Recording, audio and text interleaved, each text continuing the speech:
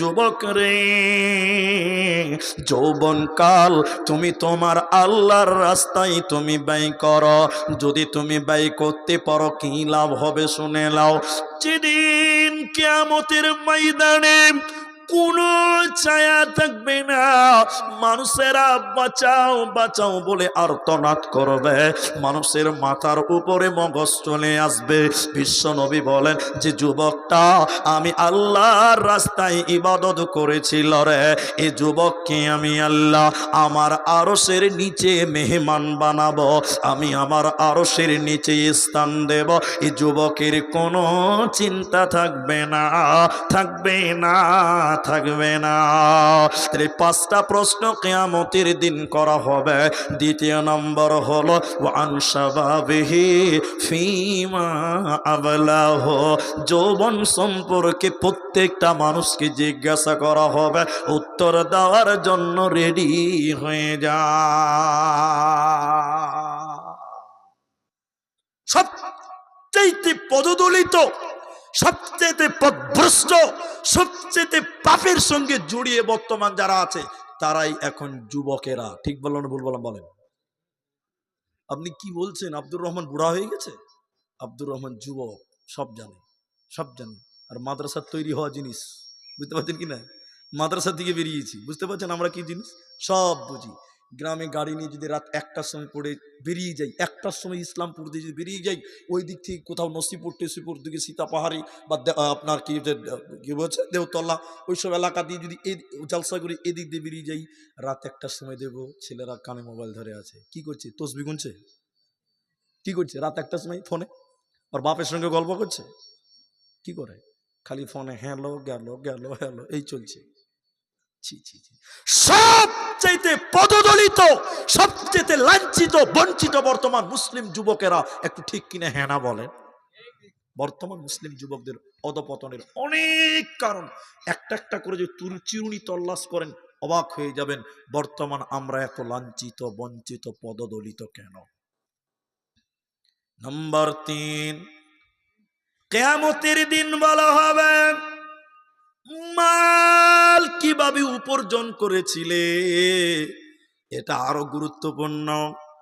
আল্লাহ বলবেন কিয়ামতের দিন, এর হবিবর জামিরুল, আরে আব্দুল খাবির, তোর জীবনে আমি দিয়েছিলাম 50 লক্ষ টাকা, 1 কোটি টাকা, 5 কোটি টাকা, টাকা কিভাবে উপার্জন করেছিলা আমাকে তিলে তিলে তিলে তিলে বুঝিয়ে দিতে হবে। তাহলে মাল কিভাবে ইনকাম করলেন? আল্লাহকে ইনকাম ট্যাক্স দিতে হবে। দিনাজপুরে শিলিগুড়ি থেকে কেউ ব্যবসা করে আসছে, ব্যবসা কিসের? কাপড়ের ব্যবসা, মানে ফুটপাতে কাপড়ের দোকান করতো। ফুটপাতেও অনেক ব্যবসায়ী বড় লোক হয়, হয় না? গাড়ি ভর্তি কাপড় কিনেছে, ফুটপাতের দোকানদার, ওর আবার বিল আছে, এরা বুঝে না মনে হয় কথা। ওর কোন পাট্টাকুল বিল আছে?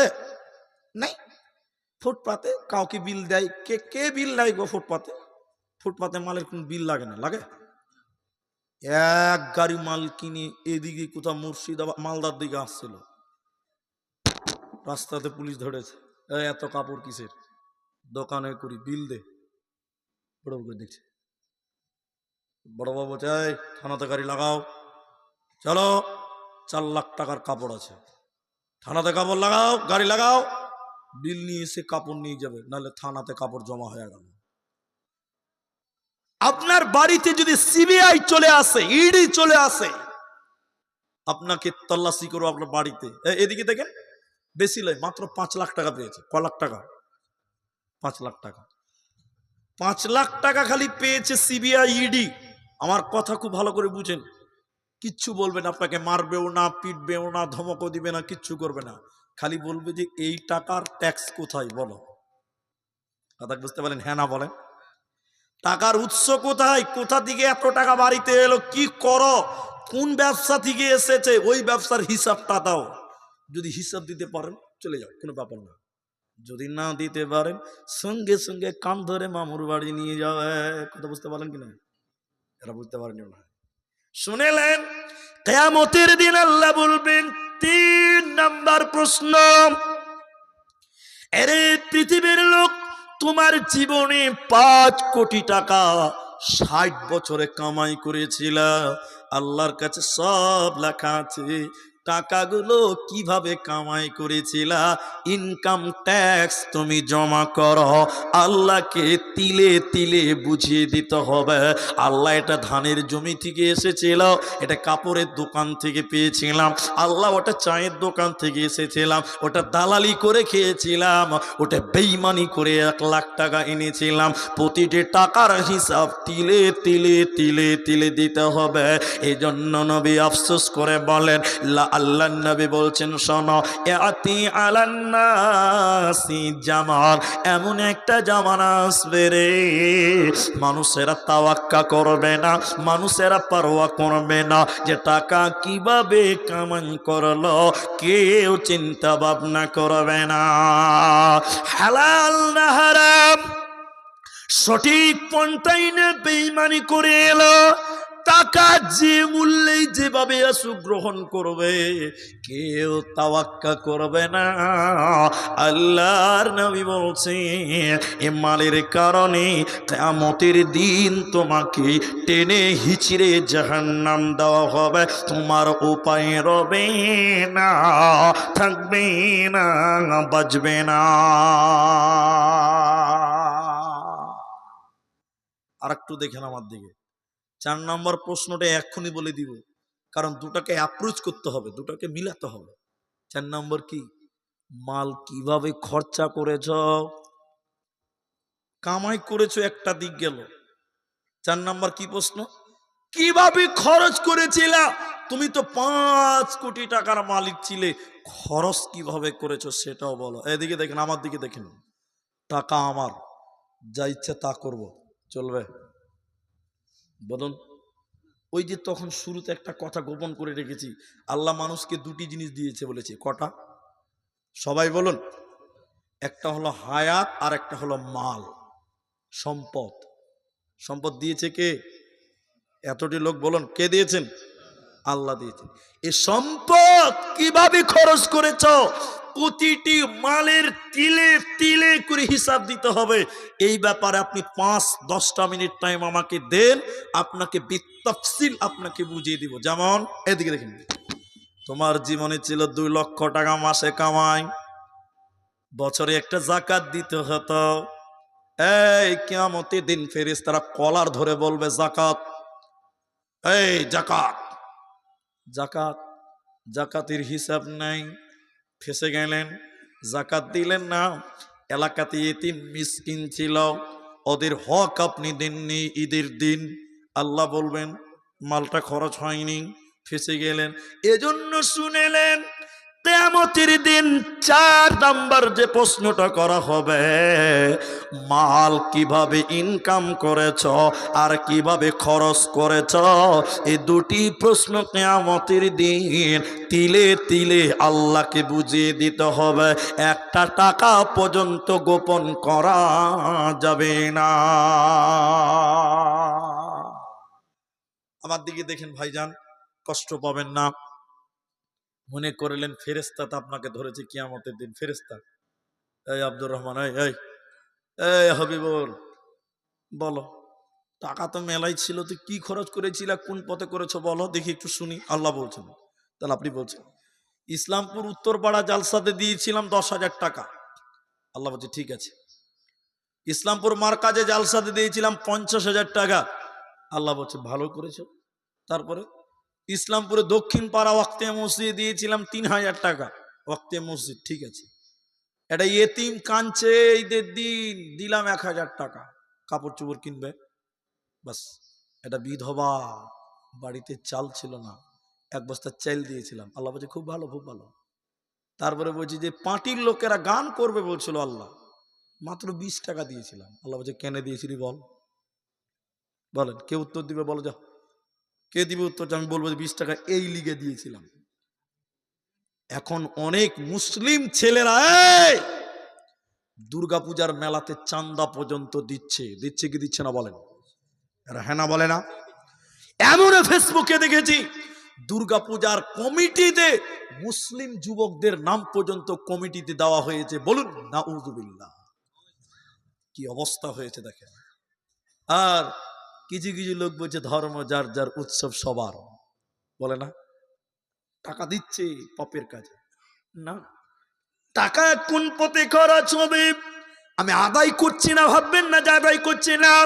কোরআন থেকে আপনাকে তর্জমা করে শোনাচ্ছি, টাকাটা আল্লাহ দিয়েছে, কিভাবে খরচ হবে এই পথ আল্লাহ বলে দিয়েছে।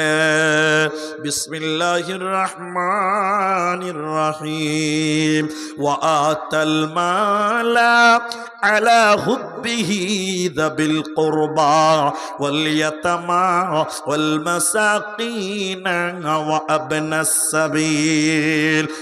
এক নম্বর, আল্লাহর মহব্বতে তোমরা তোমাদের টাকাকে দান করো, ব্যয় করো।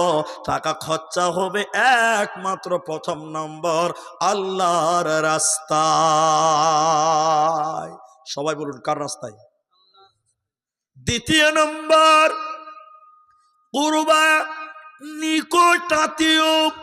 নিকটাত্মীয় বলতে তোমার মায়ের পেছনে তুমি টাকা খরচা করো, তোমার ভাইয়ের পেছনে টাকা খরচা করো, তোমার দাদির পেছনে টাকা খরচা করো, তোমার বয়োবৃদ্ধ বাপের জন্য টাকা খরচা করো, তোমার টাকা তুমি তোমার বিবি পরিবারের জন্য খরচা করো।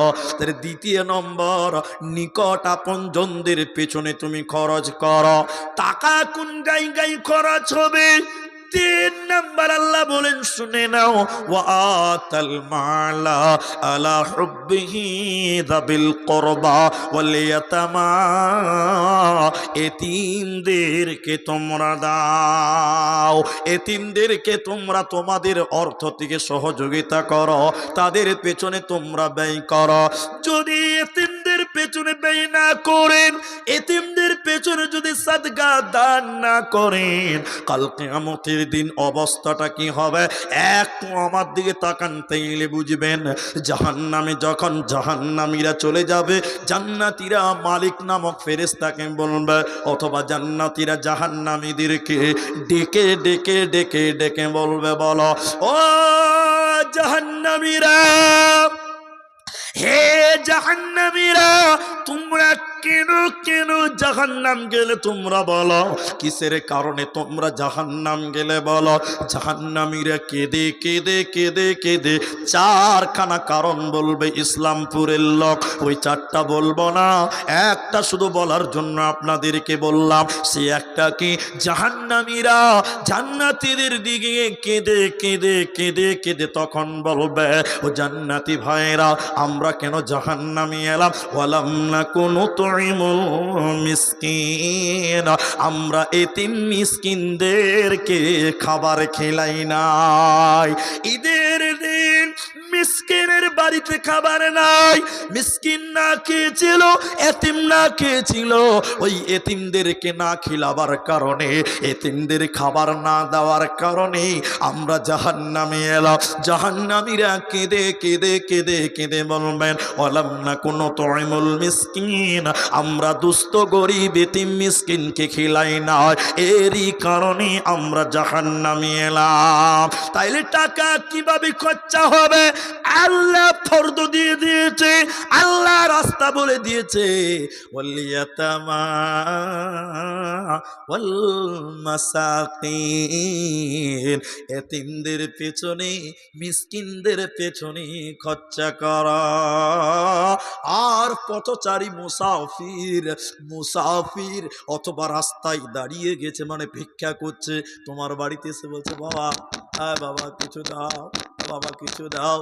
যতই মনে হচ্ছে বড় লোক হোক না কেন, 10টা টাকা তার হাতে তুলে দাও। ও যদি যা করবে করুক না কেন, ধনী হলে যদি ভিক্ষা করে করুক, বিচারের দিন আল্লাহ তাকে শাস্তি দিবে। ও তোমার বাড়িতে এসেছে, তুমি তাকে ভিক্ষা দিয়ে দাও। সবাই বলুন, আমার দিকে দেখেন, তাহলে কোথা থেকে টাকাটা খরচা হবে বলেছেন কে? সবাই বলুন আল্লাহ। এখনো তো 12টা বাজেনি যে ভাই, মুখের আওয়াজ তো বন্ধ হয়ে গেছে।